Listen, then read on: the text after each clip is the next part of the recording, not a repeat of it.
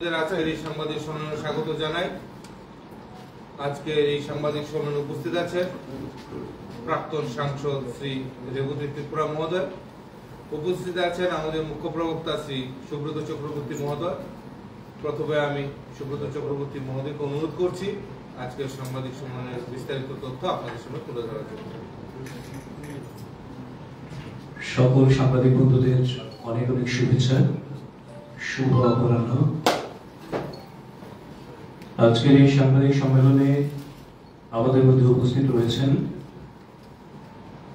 ভারতীয় জনতা পার্টির মাননীয় প্রাক্তন সাংসদ শ্রী রেবতী ত্রিপুরা মহোদয়, উপস্থিত রয়েছেন মাননীয় মিডিয়া ইনচার্জ সুনীল সরকার মহোদয়, এবং আপনারা যারা এখানে এসেছেন, আমি প্রথমে আমার ব্যক্তিগত পক্ষ থেকে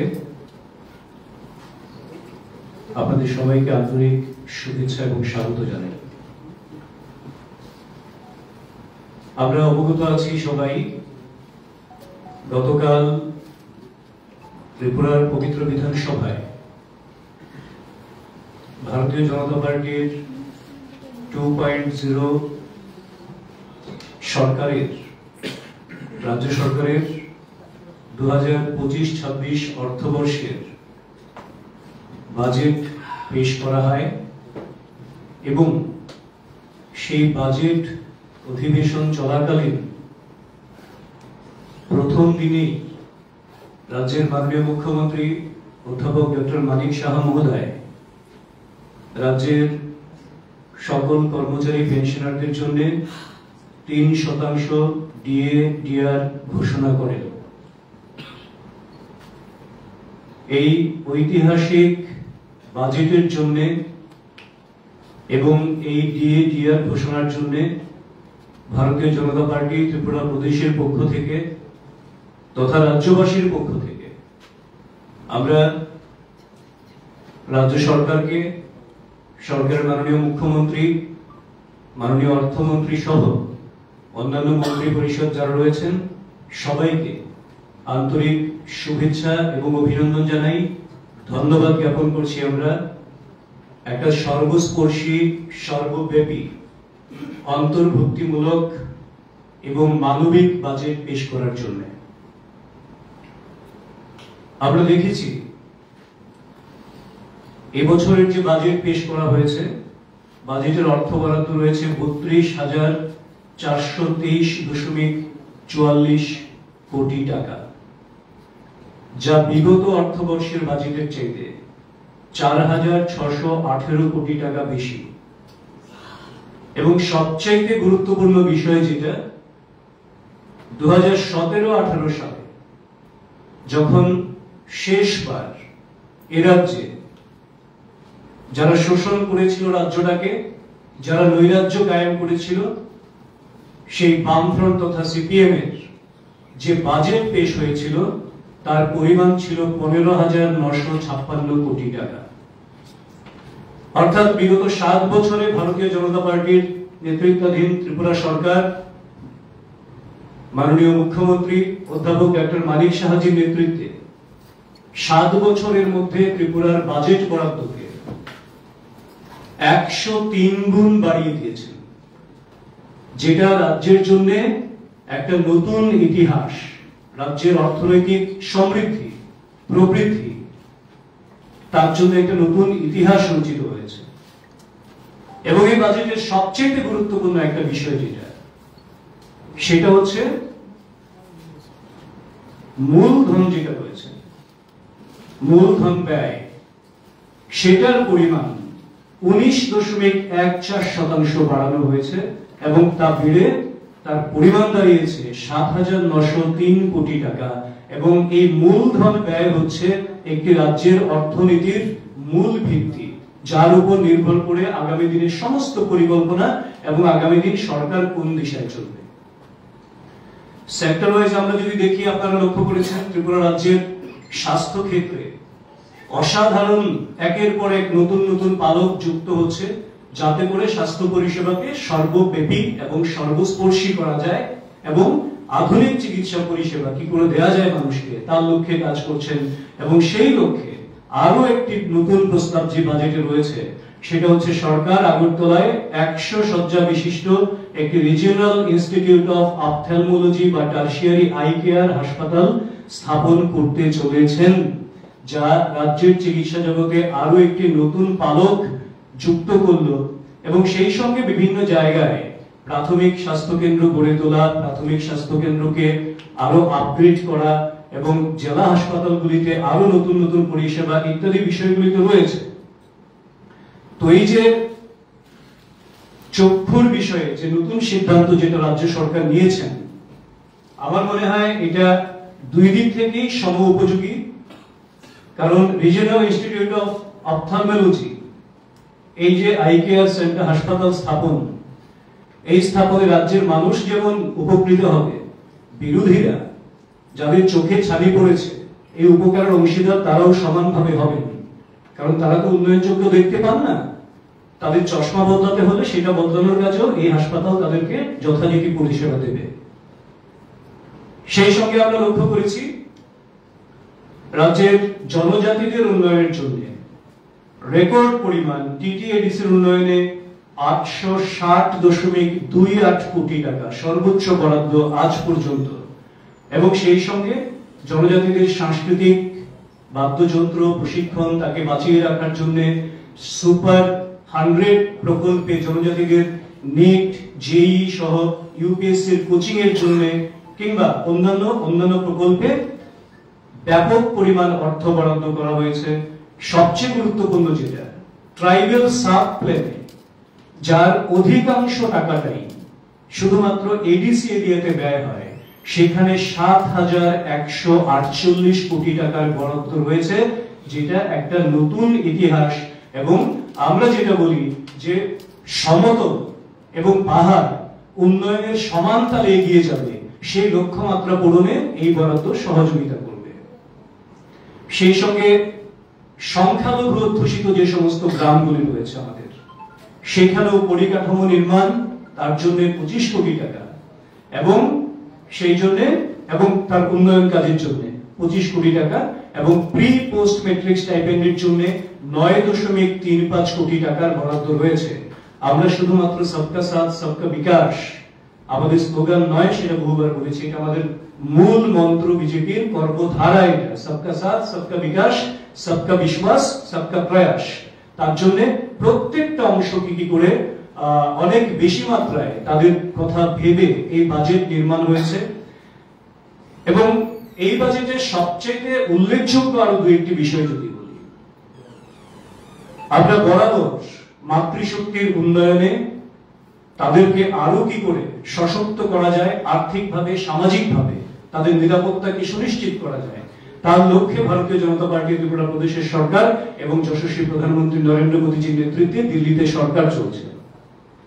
তার জন্য মুখ্যমন্ত্রী বালিকা সমৃদ্ধি যোজনায়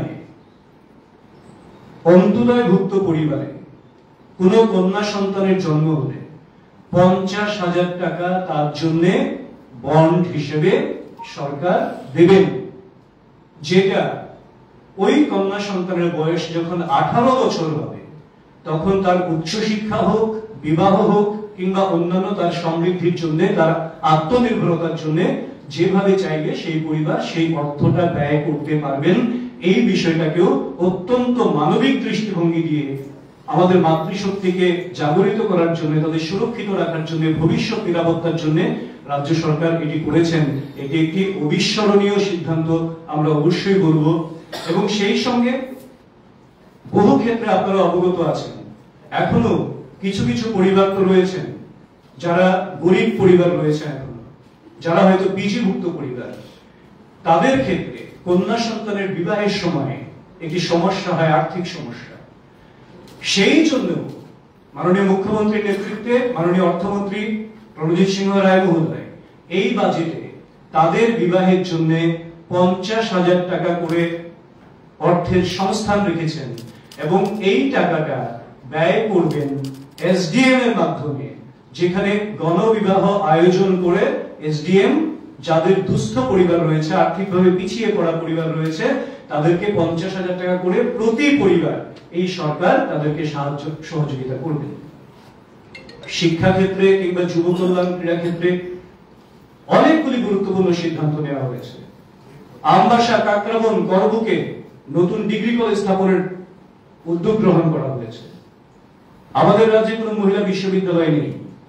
বর্তমান যেটা মহিলা কলেজ রয়েছে সেটাকে মহিলা বিশ্ববিদ্যালয়ে উন্নীত করা, বর্তমান যেটা রাজ্যে টিআইটি রয়েছে সেটাকে স্টেট টেকনিক্যাল ইউনিভার্সিটিতে রূপান্তরিত করা, এবং সেই সঙ্গে দেখুন ছাত্রছাত্রীদের পড়াশোনায় যাতে ব্যাঘাত না ঘটে, তারা যাতে বিনামূল্যে নিজেদের পড়াশোনার গুণমানকে আরো উন্নত করতে পারে, সরকারি উদ্যোগে এই প্রথম ত্রিপুরা রাজ্যের প্রতিটা মহকুমায় কোচিং সেন্টার খোলা হচ্ছে। কিসের জন্য? ইংরেজি এবং বিজ্ঞান এই দুটো বিষয়ে সরকারি উদ্যোগে প্রতি মহকুমায় 100 জন ছাত্রছাত্রীকে বিনামূল্যে কোচিং দেবে, যাতে তাদের পড়াশোনা আরো বেশি সুনিশ্চিত হয়, তারা যাতে আরো বেশি অ্যাচিভার হতে পারে। এবং প্রতি মহকুমায় একটি করে, শুধু সদর মহকুমাতে 3টি হচ্ছে, যেহেতু তার পরিসর অনেক বড় রয়েছে, এই ধরনের 3টি সেন্টার হবে। সেই সঙ্গে হাপানিয়াতে একটি centre for computer based examination. আমরা দেখি আইবিপিএস, রেলওয়ে রিক্রুটমেন্ট বোর্ড কিংবা এসএসসি, সিইউটি এই ধরনের পরীক্ষাগুলি হয়, তাদের জন্য তাদের কোচিং এর ব্যবস্থাও সেখানে করা হবে। প্রায় 1000 ছাত্রছাত্রীকে সেখানে কোচিং এর ব্যবস্থা করা হচ্ছে সরকারি উদ্যোগে। তো এই সরকার যারা এইভাবে সিদ্ধান্ত নেয়, তাদের প্রত্যেকটা সিদ্ধান্ত আপনারা দেখুন, কি ছাত্রছাত্রীর কথা বলুন, কি যুবক যুবতীদের কথা বলুন, কি মাতৃশক্তির কথা বলুন, কিংবা প্রতিযোগিতামূলক পরীক্ষা উত্তীর্ণ হওয়ার জন্য ত্রিপুরা কম্পিটিটিভ এক্সামিনেশন সেন্টার আগরতলায়, উদয়পুরে এবং আমবাসায়, মানে 3টে জেলা হেডকোয়ার্টারে হচ্ছে, যার জন্য বরাদ্দ রয়েছে এখানে, যাতে করে এই সমস্ত পরীক্ষায় পরীক্ষার্থী হিসেবে ছেলে মেয়েরা সফল হতে পারে। তার জন্য যাতে রাজ্যের বাইরে অনেক ছেলে মেয়ে আছে আমাদের, রাজ্যের বাইরে গিয়ে সেই ধরনের কোচিং নিতে চায়, তার যাতে প্রয়োজন না হয়, তার জন্য সরকার তাদের দায়িত্ব নিয়েছেন, এবং যাতে করে তারা পরবর্তী সময়ে বড় ধরনের অ্যাচিভার হতে পারে। এছাড়া গন্ডার পিসা, কাকরাবনে সিনথেটিক টার্ফ, বাধারঘাটে 200 শয্যা বিশিষ্ট স্পোর্টস হোস্টেল নির্মাণ, 50টা ওপেন জিম নির্মাণ, মাল্টিপারপাস স্পোর্টস ইনডোর হল কৈলাসহর উদয়পুরে নির্মাণ, খেলাধুলার সঙ্গে যুক্ত যারা রয়েছেন, যুব সম্প্রদায় যারা রয়েছেন, তাদেরকে স্পোর্টসের মাধ্যমে তাদের প্রতিভার বিকাশ এবং তাদের নেশা মুক্তি ঘটানো, তাদেরকে সুস্থ ভবিষ্যৎ গঠন করার জন্যই এই বিষয়গুলো রয়েছে। আমরা বহু ক্ষেত্রে দেখি সমাজের একটা বড় অংশ রয়েছেন দিব্যাঙ্গ যারা রয়েছেন, ডিফারেন্টলি এবলড, তারা সব করতে পারেন না, কিন্তু কোথাও না কোথাও তাদের মধ্যে কিছু কিছু গুণ রয়েছে যেখানে তারা সক্ষমতা রয়েছে তাদের পেনশনকে রাজ্য সরকার এই বাজেটে 2000 টাকা থেকে বাড়িয়ে 5000 টাকা করেছে। মানে ইতিমধ্যেই যারা পেনশন পাচ্ছেন 2000 টাকা, তারা এখন 5000 টাকা পাবেন, আর যারা নতুন অন্তর্ভুক্ত হবেন তারা প্রথম থেকেই 5000 টাকা করে পেনশন পাবেন।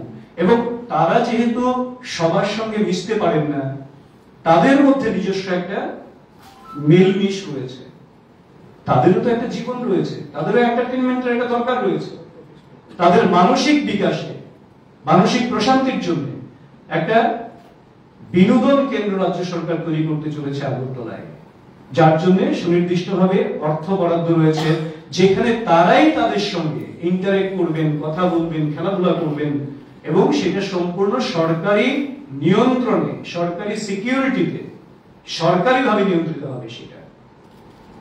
সেই সঙ্গে আমাদের রাষ্ট্রকে যারা প্রতিনিয়ত সুরক্ষা দিচ্ছেন, যারা শহীদ পরিবার রয়েছেন, আর্মি থেকে হোক কিংবা সিএপিএফ পার্সোনাল যারা রয়েছেন, তাদের ক্ষেত্রে শহীদ সেনাদের 18 ঊর্ধ্ব অবিবাহিত সন্তানদের জন্য মাসিক 2000 টাকা করে প্রদান করার বরাদ্দ এই বাজেটে রয়েছে।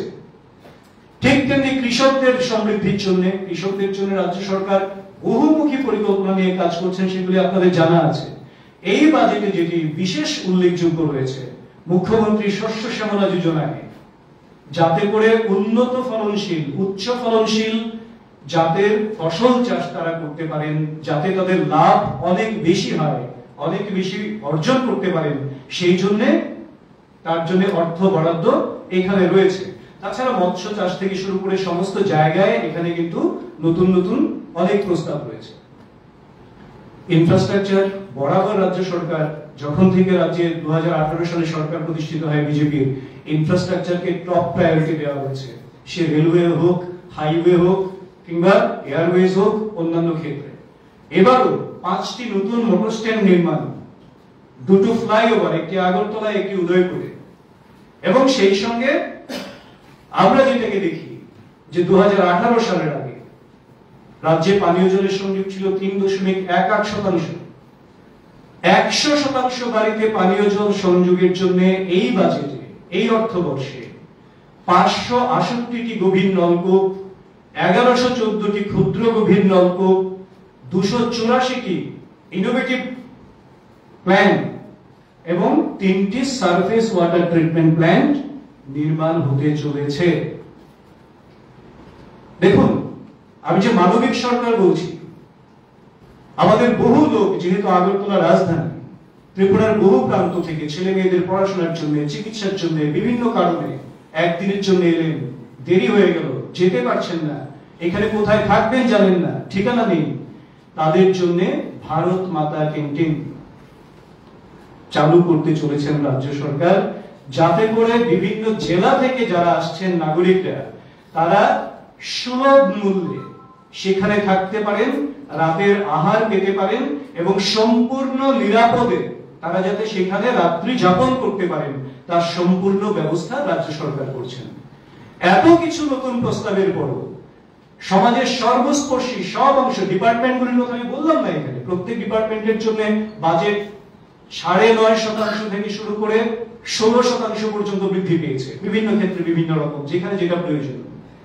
তো এত কিছুর পরেও আমরা দেখলাম গতকাল আশ্চর্যজনকভাবে চর্বিত চর্বণ করে চলেছেন বিরোধীরা, সে হোক সিপিএম হোক কংগ্রেস, যারা এই রাজ্যটাকে অনুন্নয়ন, তোষণ, শোষণ, বঞ্চনার মাধ্যমে দীর্ঘদিন ক্ষমতা দখল করেছিল এবং এটাকে পাথেয় করেই যারা ক্ষমতায় টিকে থাকতে চেয়েছিল, এদেরকে মানুষ যখন উৎখাত করেছে এবং রাজ্যের সরকার যখন সর্বব্যাপী, সর্বস্পর্শী, অন্তোদয় থেকে শুরু করে সাধারণ মানুষ পর্যন্ত সকলের জন্য কাজ করে চলেছেন, তা দেখে, উন্নয়ন দেখে তাদের চোখ ধাঁধিয়ে গেছে। তারা বলছেন এই বাজেটে দিশাহীন। আসলে নিজেদের রাজনৈতিক জমি হারিয়ে তারা নিজেরা দিশাহীন হয়ে পড়েছেন, অন্ধ ধৃতরাষ্ট্রের মতন অন্ধকূপে জীবনযাপন করছেন। তার জন্যই গণবর্জিত ওই সমস্ত রাজনৈতিক দল জনকল্যাণকামী, সংস্কারমুখী, উন্নয়নকামী, বিকশিত ত্রিপুরার যে বাজেট পেশ হলো, তাকে তারা এইভাবে সমালোচনা করছেন। আপনাদের মাধ্যমে রাজ্যের জনগণের কাছে আমরা আবার বলব, এই সরকার একটা জবাবদিহি সরকার হিসেবে কাজ করছে। এই সরকার প্রত্যন্ত থেকে শুরু করে সমতল পর্যন্ত মানুষের জন্য সমান বিকাশের মাত্রায় কাজ করছে, সমস্রোতে যাতে বিকাশ হয় তার কাজ করছে। এই সরকার দলিত থেকে শুরু করে, কৃষক থেকে শুরু করে, নারী যুব থেকে শুরু করে, ছাত্র ছাত্রী থেকে শুরু করে, সংখ্যালঘু থেকে শুরু করে প্রত্যেকের জন্য নতুন নতুন কর্মসূচি এবং পরিকল্পনা গ্রহণ করে কাজ করছেন। কারণ আমরা যেহেতু সবকা সাথ সবকা বিকাশ বলি, তার জন্য সবকা প্রয়াস সবকা বিশ্বাস, সেটাও আমাদের মাথায় রয়েছে এবং এর মাধ্যমে এক ত্রিপুরা শ্রেষ্ঠ ত্রিপুরা নির্মিত হবে এবং তার নির্মাণের জন্য, বিকশিত ত্রিপুরা নির্মাণের এই বাজেট পেশ করার জন্য আবারও আমরা ভারতীয় জনতা পার্টি ত্রিপুরা প্রদেশের পক্ষ থেকে রাজ্যের মাননীয় অর্থমন্ত্রী প্রণজিৎ সিংহ রায় মহোদয় এবং রাজ্যের যশস্বী মুখ্যমন্ত্রী অধ্যাপক ডক্টর মানিক সাহা মহোদয় সহ সমস্ত ক্যাবিনেট মন্ত্রী পরিষদকে আমরা আন্তরিকভাবে ধন্যবাদ এবং কৃতজ্ঞতা জানাই এবং আশা করি রাজ্যবাসী রাজ্যের উন্নয়নের যে কর্মযজ্ঞ নতুন করে রাজ্য সরকার গ্রহণ করেছেন, তার সঙ্গে শরিক হবেন এবং রাজ্যের বিকাশে আপনাদের সক্রিয় সহযোগিতা এবং ভূমিকা আপনারা পালন করবেন। সবাইকে নমস্কার।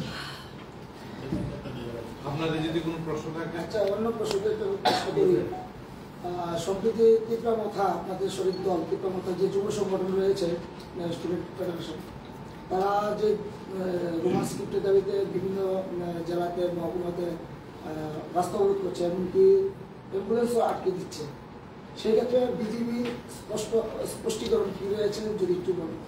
এবং আজকে সেই সঙ্গে যুক্ত করছি, আজকে কিছু সময় আগে প্রেস ক্লাবে সাংবাদিক সম্মেলন করে ওরা বলেছিল সোমবারে আন্দোলনের তীব্রতা আরো বাড়িয়ে দেবে, তার মানে কি মানুষের আরো ভোগান্তি। সেই সময়ে দাঁড়িয়ে আপনাদের আশা রাখছি সবাই ভালো আছেন। যে প্রশ্ন আপনারা করেছেন, আমাদের রিঅ্যাকশন বলতে আমরা জানি যে ত্রিপুরা মথা যে দল সেটা আমাদের শরিক দল, আমাদের সরকার চলছে রাজ্যে। আরেকটা প্রশ্নে আপনারা উল্লেখ করেছেন যে অ্যাম্বুলেন্স আটকে দিচ্ছে এবং আগামী সোমবার থেকে আরো বৃহত্তর আন্দোলনের প্রস্তুতি ওনারা নিচ্ছেন।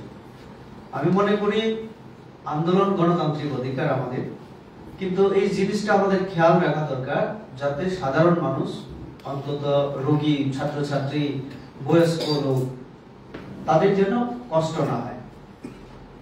অ্যাম্বুলেন্স সাধারণত যারা রোগী তাদেরকে নিয়ে যাওয়া হয়।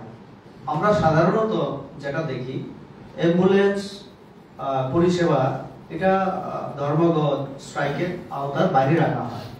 আমি জানি না যদি এরকম হয়ে থাকে, খুব দুঃখজনক। এগুলি যারা আন্দোলনরত তাদের দেখা উচিত। রোমান হরপের আন্দোলন আজকে থেকে না, আপনারা সবাই জানেন, আমরা সবাই ত্রিপুরাবাসী জানি। গতকাল মাননীয় মুখ্যমন্ত্রী বিধানসভায় স্পষ্টভাবে বলেছেন যে উনি যে কোনো স্ক্রিপ্ট যদি ত্রিপুরা রাজ্যের যারা ককবরা ভাষাভাষী, যারা লিখেন, যারা লেখক, সাহিত্যিক, বুদ্ধিজীবী, সকলের সঙ্গে পরামর্শক্রমে তিনি যে কোনো স্ক্রিপ্টকে গ্রহণ করতে রাজি। কিন্তু এটাও আমরা জানি যে পূর্বতন সরকার বামফ্রন্টের আমলে সরকারের সিদ্ধান্ত ছিল বাংলা হরফে, তার জন্য বাংলা হরফে হয়তোবা বেশিরভাগ লোক লিখছেন। এটা ককবরকের ক্ষেত্রে আমি দেখছি। তো মাননীয় মুখ্যমন্ত্রী বলার পরে নিশ্চয়ই আমাদের পরিষ্কার যে আলোচনা ক্রমে আমাদের যেহেতু শরিক দল, তাদের ক্যাবিনেট মন্ত্রী আছেন, আমাদের দুইজন মন্ত্রী আমাদের মন্ত্রিসভায় রয়েছেন, তারা বাইরে এবং ভেতরে সব জায়গায় আলোচনা করেই সেটা আমরা করতে পারি। তো কাজে আমি তাদের প্রতি অনুরোধ করব যে এরকম কোনো আন্দোলন যাতে না করে, যাতে ত্রিপুরার মানুষের ককবরক ভাষাভাষী, বাংলা ভাষাভাষী আমরা যারাই আছি ত্রিপুরা রাজ্যে, আমাদের যেন সেই চরম মূল্য দিতে না হয়, অসুবিধা তৈরি না হয়। আমি এই জন্যই তাদের প্রতি আমার আহ্বান যে গণতান্ত্রিক অধিকার আছে আন্দোলন করার, কিন্তু সেটা যেন ধ্বংসাত্মক রূপ না নেয়। সেই জায়গায় একটা প্রশ্ন, ত্রিপাক্ষিক চুক্তি হয়েছিল দিল্লিতে গত বছর, এবং ত্রিপাক্ষিক চুক্তির একটা শর্ত আছে যে লেটারটা পাবলিশ করা হয়েছিল, সেই লেটারই রয়েছে যে কোনো ধরনের মানুষের ইয়ে না করে, কষ্ট না দিয়ে, সমস্যা না বাড়িয়ে আন্দোলন করা যাবে। তো এক্ষেত্রে কি সেই ত্রিপাক্ষিক চুক্তির যে শর্ত, সেই শর্ত লঙ্ঘন করা হচ্ছে কি? আমি আপনার সাথে একমত যে চুক্তি হয়েছে, আমাদের চুক্তিতে একটা ব্যাপারে আপনাদের মাধ্যমে আমি দেখেছি, কারণ সেটা হয়েছে কেন্দ্রীয় সরকার, রাজ্য সরকার এবং ওই দলের সাথে।